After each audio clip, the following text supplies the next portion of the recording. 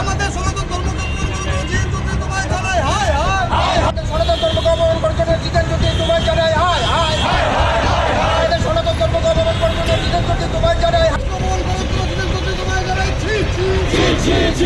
জিতেন জ্যোতি হায় হায় জিতেন জ্যোতি তোমায় জানাই হায় হায়।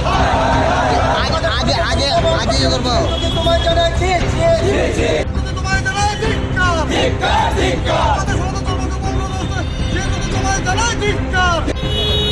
আমাদের সনাতন ধর্মকে তোমায় জানাই তোমায় জানাই জিতেন জ্যোতি হায় হায় জিতেন জ্যোতি তোমায় জানাই হায় হায়। সনাতন ধর্মকে অপমান করতে জিতেন তোমায় জানাই হায় হায়। আমাদের সনাতন ধর্ম জিতেন জ্যোতি জিতেন জ্যোতি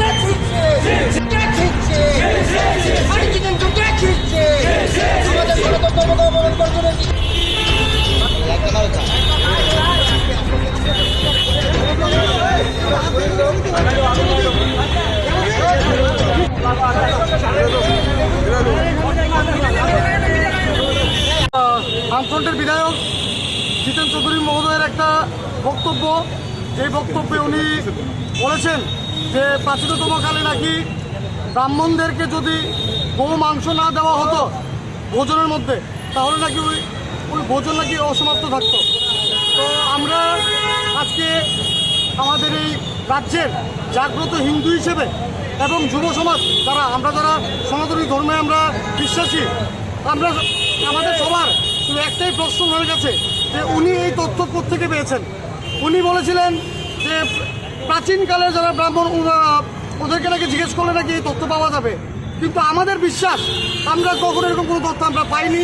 আমরা ছোটোবেলা থেকে জন্মের পর থেকে আমরা হিন্দু ধর্ম আমরা দেখে এসেছি, আমাদের বাড়ি ঘরে আমরা সবসময় সনাতন ধর্মের আমরা প্রচার শুনেছি, কিন্তু কখনো কোথাও এই রাজ্যে, এই দেশে, এই পৃথিবীতে কোথাও আমরা কখনো শুনতে পাইনি যে সনাতন ধর্মে গো মাংসর কোনো গ্রহণযোগ্যতা আছে। যে জায়গায় আমরা গৌমাতাকে আমরা পুজো করি, সেই জায়গায় উনি কীভাবে ওনার এই বক্তব্য রাখছে সেটা নিয়ে আমরা আমরা খুব দুঃখিত।